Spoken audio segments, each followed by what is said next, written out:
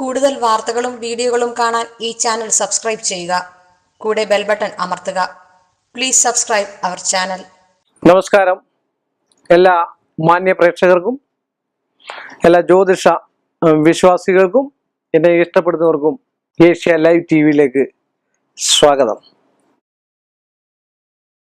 എന്നോട് വളരെ നന്മയായിട്ടുള്ള ഒരു ചോദ്യമാണ് ചോദിച്ചത്. ഇഷ്ടവരം ലഭിക്കാൻ വരം, പഴയ കാലത്ത് ചോദിക്കുന്ന പോലെ തന്നെയാണ് ആ ചോദ്യം.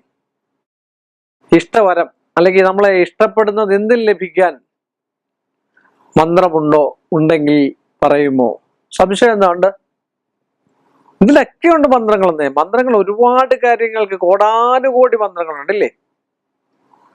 കോടാനുകോടി ദേവമ എല്ലാം ഒന്ന് തന്നെ, പക്ഷെ പലതായിട്ട് വിഭജിച്ചിരിക്കുന്നേ ഉള്ളൂ. സംശയമില്ലാത്ത കാര്യമാണ്. നമ്മളെല്ലാം മനുഷ്യർ തന്നെ, നമ്മുടെ ശരീരത്തിൽ ഓടുന്ന എല്ലാം ബ്ലഡ് തന്നെ. പക്ഷെ എല്ലാവരും ഒരു സ്വഭാവക്കാരാണ്. പലരും പല സ്വഭാവക്കാരാണ്. നിങ്ങളൊരു സ്വഭാവക്കാരൻ, ഞാനൊരു സ്വഭാവക്കാരന്, വേറൊരാൾ വേറൊരു സ്വഭാവക്കാരന്, ഇങ്ങനെയൊക്കെ ആയിരിക്കും. എന്ന് പറഞ്ഞ പോലെ മിക്കവാറുമുള്ള കാര്യങ്ങൾക്ക് ജ്യോതിഷ മാന്ത്രിക സംബന്ധമായിട്ടുള്ള വിഷയങ്ങളുണ്ട് എന്നുള്ളത് നിങ്ങളൊക്കെ അറിഞ്ഞിരിക്കേണ്ടതായിട്ടുള്ള ഒരു കാര്യമാണ്. പഴയ കാലത്ത് ഇതൊക്കെ ഉപയോഗിച്ചിരുന്നു. ഇതൊക്കെ തട്ടിക്കുടഞ്ഞെടുക്കുന്നത് എന്തിനാണെന്ന് ചോദിച്ചു കഴിഞ്ഞാൽ, ഇതൊക്കെ നിലനിൽക്കണം, വീണ്ടും വീണ്ടും നിലനിൽക്കണം. നമ്മുടെ പാരമ്പര്യ സംബന്ധമായിട്ടുള്ള പല വിഷയങ്ങളും ഇപ്പം ഇല്ലാതായി വരികയാണ്. ഇത് നമുക്കൊക്കെ പ്രയോജനം ഉണ്ടാകാനും നമുക്കൊക്കെ നന്മയുണ്ടാകാനും, ഇതിനകത്ത് തിന്മയും നന്മയൊക്കെ ഉണ്ട്, സംശയമില്ലാത്ത കാര്യമാണ്.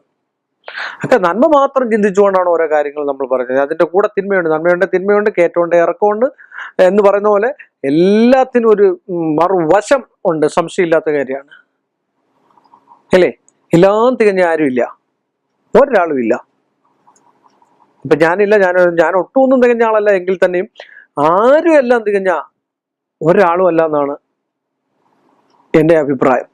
അപ്പൊ നമ്മൾ പറയുന്നത് ഇഷ്ടവരം ലഭിക്കാനായിട്ട് ഏറ്റവും നല്ലൊരു യക്ഷിണി മന്ത്രങ്ങൾ എന്ന് പറഞ്ഞ ഒരുപാട് മന്ത്രങ്ങൾ. നമ്മൾ യക്ഷി എന്നൊക്കെ പറഞ്ഞു കഴിഞ്ഞാൽ ആൾക്ക് ഓർക്കുന്ന അമ്പലങ്ങളിലൊക്കെ പ്രതിഷ്ഠിച്ചു വെച്ചിരിക്കുന്നുണ്ട്. നമ്മൾ ഈ സീരിയലിലും ടി വിയിലൊക്കെ കാണുന്നുള്ള വെളുത്തമൊക്കെ ഇട്ടിങ്ങനെ വരിക എന്നുള്ള ഒരു ഉദ്ദേശമാണ്. നമുക്ക് പേടിപ്പെടുത്തുന്നതായിട്ട്. ദേവിയാണ്, ഭഗവതിയാണ് യക്ഷി, അതറിയില്ലേ? അതുകൊണ്ടാണ് ക്ഷേത്രങ്ങളിലൊക്കെ യക്ഷിണി ദേവി, യക്ഷിയെ പ്രതിഷ്ഠിച്ചിരിക്കുന്നത്. ഒരുപാട് യക്ഷിണി മന്ത്രങ്ങളുണ്ട്. വടയക്ഷി മന്ത്രമുണ്ട്, കർണപിശാചിനി മന്ത്രമുണ്ട്. ഒരുപാട് യക്ഷിണിയെ പ്രസാദിപ്പിക്കുന്നത് അവരവരുടെ ഇംഗിതത്തിനനുസരിച്ചാണ്. യക്ഷിണിയെ നല്ല രീതിയിൽ പ്രസാദിപ്പിച്ചു കഴിഞ്ഞാൽ പ്രസാദവും അത് നമുക്ക് വരം തരാൻ, അഞ്ജനം വരെ തരാൻ കഴിവുള്ള, നിധികുംഭങ്ങൾ കണ്ടുപിടിക്കാൻ വരെ കഴിവുള്ള മന്ത്രങ്ങളാണെന്നാണ് പഴയ കാലത്ത് പറയുന്നത്. സംശയമില്ലാത്ത കാര്യമാണ്. നമ്മളിവിടെ എല്ലാ കാര്യങ്ങൾക്കും, നമ്മുടെ ഇഷ്ടവരത്തിന്, ഇഷ്ടകാര്യ സാധ്യത്തിന്, മനസ്സിലെ മനോരഥങ്ങൾക്ക് ഏറ്റവും നല്ല മന്ത്രമാണ് വടയക്ഷിണി മന്ത്രം. അതിന്റെ ഋഷിയുണ്ട്, ഛന്ദസ്സുണ്ട്, അതിന്റെ ശ്ലീം പശു ഹുമ്പിൾ.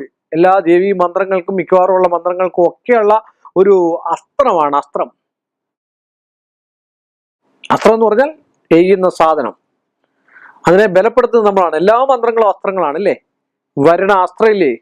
വരണ മന്ത്രം ഇല്ലേ? പാശ്വതാസ്ത്രം ഇല്ലേ? പാശ്വത മന്ത്രം ഇല്ലേ? എന്ന് പറഞ്ഞ അസ്ത്രങ്ങളാണ് ഓരോന്ന്. നമ്മള് എയ്യുകയാണ്. അതാണ് അർജുനൊക്കെ എടുക്കുമ്പോഴൊന്ന് തൊടുക്കുമ്പോൾ 10 ഇങ്ങനെ പോകുന്ന സാധനമാണ്. അത് ജപിച്ച് കയറ്റുമ്പോഴാണ്, അല്ലെങ്കിൽ ഒരു കഴിച്ച് കയറ്റുമ്പോഴാണ് ആ മന്ത്രങ്ങൾക്കും യന്ത്രങ്ങൾക്കും ഒക്കെ ഫലം വരുന്നത്. നല്ല സാത്വിക സ്വഭാവമുള്ള, നല്ല ഉപാസനാ ശക്തിയുള്ള ആളിനെ കൊണ്ട് ചെയ്യിപ്പിക്കണം. ഫലം ഉണ്ടോന്ന് അപ്പോഴറിയാം. സംശയമില്ലാത്ത കാര്യമാണ്.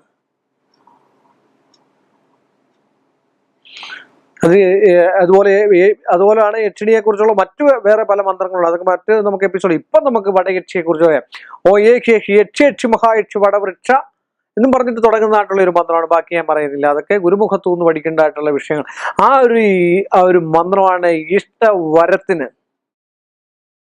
ആ ഇഷ്ടവരദായിനിയായ മഹായക്ഷി നമ്മളിൽ പ്രസാദിച്ചാൽ, നമ്മളിൽ ഉപാസിച്ച് പ്രസാദിച്ചാൽ, അത് ഉഷമലരിപ്പൂവ് കൊണ്ട്, ഉച്ചമലരിപ്പൂവെന്നും ചിലർ പറയും, ഉഷമലരിപ്പൂവ് കൊണ്ട് യക്ഷിണിയുടെ വ്രതത്തോടും ധ്യാനത്തോടും കൂടി 2 ലക്ഷമാണ് പറയുന്നത്. അക്ഷരലക്ഷം എന്നാ പറയുന്നത്. ഇപ്പൊ ഓം നമ ശിവായ, ഓം നമ ശിവായ, ഇതിനകത്ത് അക്ഷരങ്ങൾ ചില്ലക്ഷരങ്ങള് വർഗാക്ഷരം, ഇങ്ങനെയൊക്കെ അക്ഷരങ്ങളെ തരംതിരിച്ചിട്ടുണ്ട്. മന്ത്രങ്ങൾക്കെല്ലാം അതാണ്, അക്ഷരങ്ങളെ തരംതിരിച്ചാണ് ചെയ്യുന്നത്.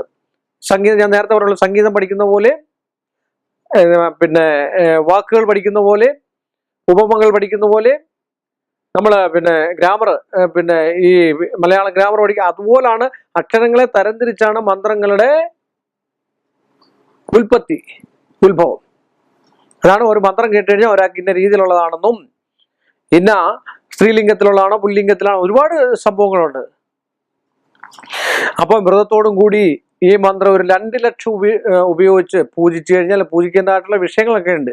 അറിയാവുന്ന ഒരാളെ കൊണ്ട് ഇത് ചെയ്യിപ്പിച്ചു കഴിഞ്ഞാൽ 100% സംശയമില്ലാത്ത കാര്യമാണ്. ഇഷ്ടവരപ്രധാനിയായിട്ടുള്ള അമ്മ ദേവി, യക്ഷി എന്ന് പറഞ്ഞ ദേവിയാണ്. നമ്മൾ കളിയാക്കി പറയുന്ന പോലെ നിങ്ങളൊക്കെ യക്ഷികളാണോ എന്നൊക്കെ ചോദിക്കുന്ന പോലെ, പക്ഷെ അങ്ങനൊന്നുമല്ല.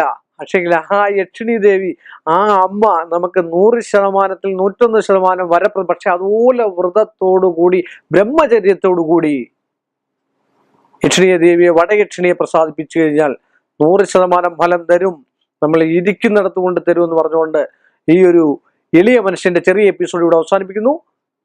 വീണ്ടും നമ്മൾ തമ്മിൽ കാണുന്നവരെ എല്ലാ മാന്യ പ്രേക്ഷകർക്കും എൻ്റെ നിസ്സീമമായ നന്ദിയും കടപ്പാടും. കൂടുതൽ വാർത്തകളും വീഡിയോകളും കാണാൻ ഈ ചാനൽ സബ്സ്ക്രൈബ് ചെയ്യുക. കൂടെ ബെൽ ബട്ടൺ അമർത്തുക. Please subscribe our channel.